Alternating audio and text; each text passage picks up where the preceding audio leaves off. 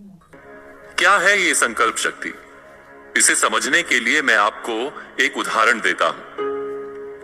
हम अपनी कल्पना से कोई योजना बनाते हैं। वो योजना वाकई बहुत काम की होती है। उसे हम बहुत उत्साह से आरंभ करते हैं, लेकिन उस पर थोड़ा सा काम करके हम अचानक उसको विराम दे देते हैं।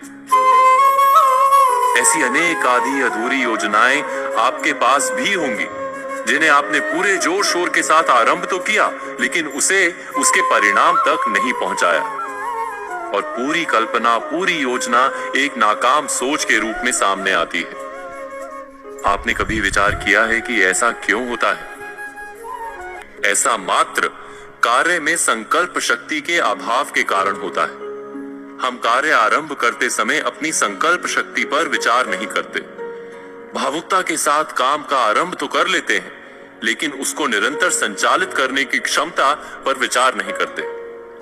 यही नहीं, हम उस काम में अपनी रुचि, दक्षता और कौशल्य पर भी विचार नहीं करते। बस कल्पना अच्छी लगती है और हम उस काम को करने का निर्णय कर लेते हैं।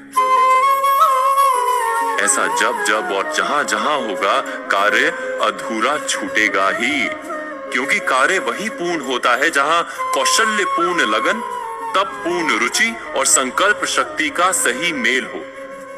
जहां भी इन तीन या इनमें से किसी एक का भी अभाव होगा, तो वो योजना कितनी भी बढ़िया, कितनी भी लाभप्रद हो, परिणाम कुछ नहीं निकलेगा। ठीक वैसे ही जैसे किसी रोग को दूर करने के लिए सही परहेज, उचित आराम और सही दवाइयों की आवश्यकता होती है। आगे से किसी भी कार्य के आरंभ के पहले अपनी संकल्प शक्ति, लगन और रुचि पर अवश्य विचार कीजिएगा। आप निश्चय ही हर काम में सफल होंगे। आधी अधूरी योजनाएं कभी आपके हिस्से में नहीं आएंगी। इस मंत्र को आजमाइएगा जरूर।